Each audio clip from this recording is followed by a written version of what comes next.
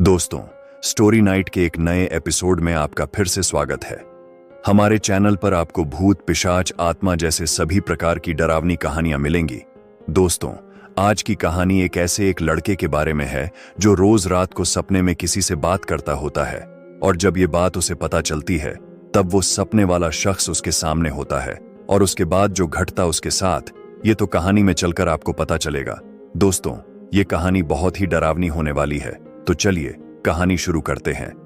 प्रेम गांव में इंटरमीडिएट की पढ़ाई पूरी करने के बाद बनारस विश्वविद्यालय में प्रवेश लेना चाहता था।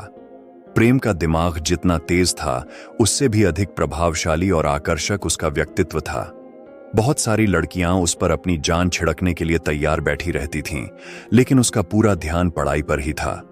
उसको परिवार वालों के मन से ही विवाह करना था, इसलिए वो कभी भी इन सब चक्करों में पड़ा ही नहीं। उसका मानना था कि जिस गली में जाना नहीं, उसका रास्ता क्यों पूछना। प्रवेश परीक्षा में पास होकर प्रेम को अपने मनचाहे विश्वविद्यालय में प्रवेश मिल चुका था। गांव दूर था तो उसको छात्रावास में रहना पड़ा। उसको छात्रावास में आए अभी कुछ दिन ही हुए थे। एक कमरे में 2 लोग रहते थे। समर उसका दूसरा रूम पार्टनर था। समर की शारीरिक संरचना भी प्रेम से तनिक कम नहीं थी। समर बजरंग बली का भक्त था। नित्य सुबह नहा धोकर पूजा पाठ से दिन की शुरुआत करता था। अगरबत्तियों की सुगंध ऐसी थी कि आसपास के रूम के लोग भी उसी सुगंध को अलार्म के रूप में मानते थे। सुगंध आ गई, मतलब समर ने पूजा कर ली है और अब 8 बज गए हैं। प्रेम का आचरण नास्तिक वाला था। वो भी अगरबत्ती की सुगंध के साथ उठता था, लेकिन गुस्से से। अक्सर प्रेम और समर की बहस अगरबत्ती को लेकर हुआ करती थी। नए सत्र को शुरू हुए 4-5 महीने बीत चुके थे। छात्रावास के लोग एक दूसरे के करीब आ चुके थे। किसकी किससे बनेगी, इस बात का बोध ज्यादातर लोगों को हो चुका था।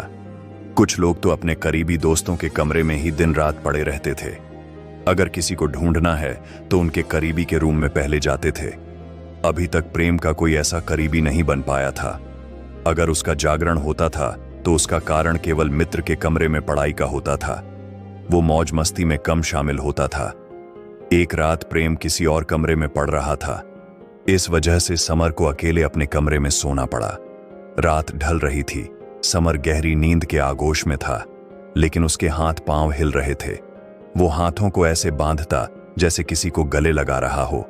किसी पल वो पेट के बल लेटा होता तो अगले ही पल किसी करवट। उसके कानों में एक विभत्स आवाज आ रही थी। कोई डरावने स्वरों में बोलने का प्रयास कर रहा था, चले जाओ, बीच में मत आओ, वो मेरा प्रेम है। जब ये सब अपनी चरम सीमा पर पहुंच गया, तब समर को सपने में भी बजरंग बली की याद आई और वह उठकर बैठ गया, जैसे उसने कोई बुरा सपना देखा हो। माथे से टप टप पसीना टपक रहा था, धड़कनें तेज थीं। उसको ऐसा लगा जैसे उसके बिस्तर पर कोई लेटा पड़ा हो। उसने प्रेम को बगल में लेटा समझकर बड़बड़ाते हुए बिस्तर के बगल में मेज पर रखे टेबल लैंप को ऑन किया।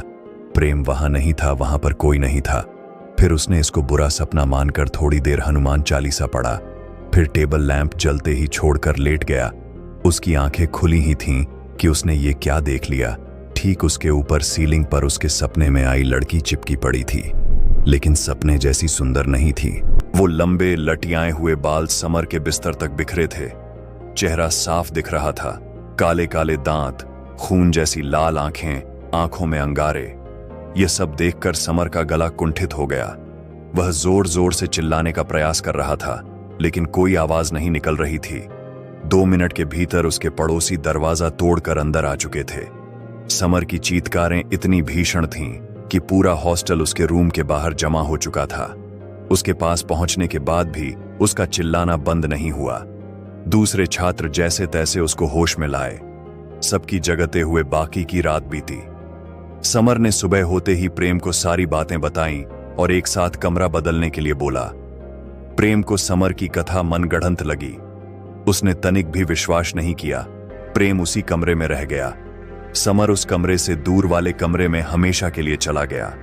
अब प्रेम उस कमरे में अकेले रहता था, क्योंकि उसका कोई करीबी दोस्त नहीं था, इसलिए अक्सर वो अपने कमरे में ही सोता था। उसके साथ भी वही प्रकरण शुरू हुआ जो समर के साथ हुआ था, लेकिन समर को उसके साथ क्या हो रहा है इसका जरा भी अंदाजा नहीं था। उसके कमरे से 2 लोगों की आपस में बातें करने की आवाजें आती थीं। हंसी मजाक सब चल रहा था। दूसरी आवाज बहुत ही सिल्की और सुरीली थी। उसके पड़ोसी कमरे के लोग प्रेम की रात की हरकतों से परेशान रहने लगे। लोगों को शक था कि इस रूम में कुछ असामान्य है। अक्सर प्रेम रात में छात्रावास से बाहर जाया करता था और भोर में वापस आता था। लोगों को लगा कि प्रेम रात में लोगों के चोरी छिपे कोई लड़की लेकर आता है और फिर उसी के साथ बाहर बिना किसी को जनाए घूमने निकल जाता है। यह सिलसिला कई दिनों तक चलता रहा। वह थोड़ा अंतर्मुखी टाइप का था, इसलिए पड़ोसी उससे बात करने में संकोच करते थे। प्रेम की रात वाली गतिविधियां सारी मर्यादाओं को लांघ चुकी थीं। एक रात सारे प्रताड़ित पड़ोसी प्रेम को रंगे हाथों पकड़ने के लिए उसके रूम पर धावा बोल दिए। प्रेम गहरी नींद में था। अचानक दरवाजे पर शोर सुनकर उसकी नींद टूटी और वह दरवाजा खोला। लोग उससे बिना कुछ पूछे उसके रूम में रेड मार दिए। बहुत ढूंढे पर कोई लड़की नहीं मिली। फिर सब लोगों ने प्रेम को लेकर अपनी आपबीती सुनाई।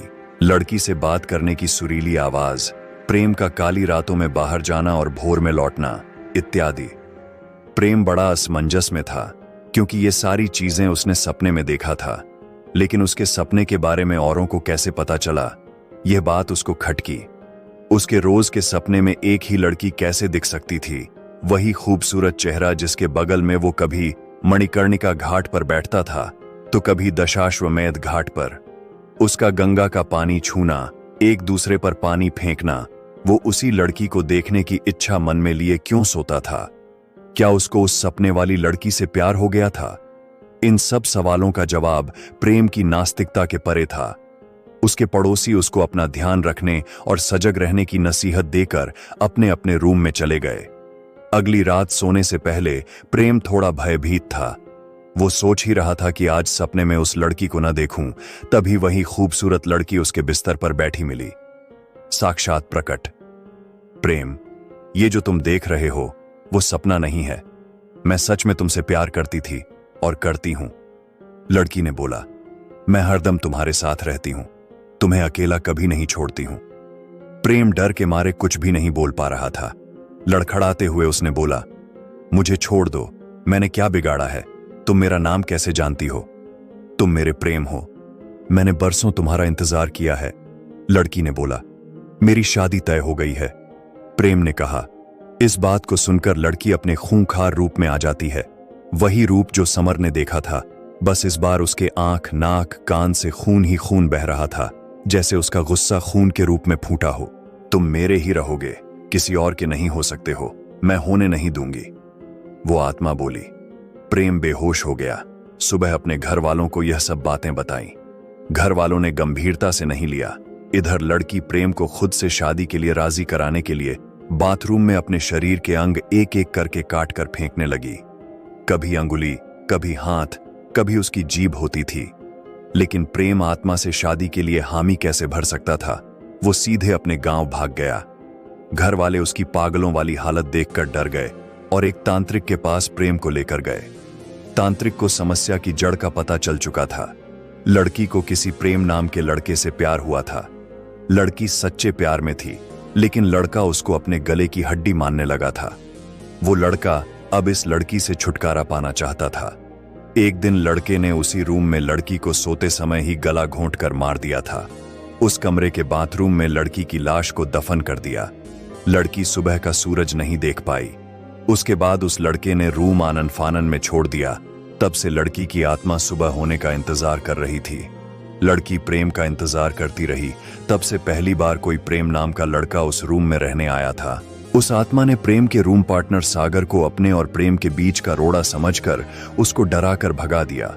उसके बाद से वह प्रेम के साथ साए की तरह रहती थी। जो भी हुआ था, तांत्रिक को लड़की की आत्मा को मुक्ति दिलानी थी। तांत्रिक, प्रेम और प्रेम के पिता छात्रावास पहुंचे। वो कुछ मजदूर भी अपने साथ लाए थे।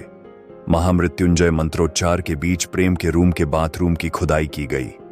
वहां पर एक लड़की का कंकाल मिला। कहीं न कहीं प्रेम भी सपने वाली लड़की से प्यार कर बैठा था। अपना फर्ज समझते हुए लड़की की आत्मा को आजाद करना चाहता था। प्रेम उन अस्थियों का मणिकर्णिका घाट पर पूरे रीति रिवाजों के साथ दाह संस्कार करता है। वो खूबसूरत लड़की प्रेम के सपने में फिर कभी नहीं आई। प्रेम कभी कभी उसको सपने में देखना चाहता था, लेकिन वो दूर अपने जहान को जा चुकी थी। और ये कहानी यहीं समाप्त होती है। दोस्तों, मैं आशा करता हूं कि आपको हमारी कहानी पसंद आई होगी। ऐसी और भी हॉरर स्टोरीज सुनने के लिए हमारे चैनल पर बने रहे। यदि आप YouTube पर गोस्ट स्टोरीज सुनना पसंद करते हैं तो मेरे YouTube चैनल स्टोरी नाइट को सब्सक्राइब कर लें। हम मिलते हैं आपसे एक नई कहानी के साथ। तब तक के लिए अलविदा। धन्यवाद।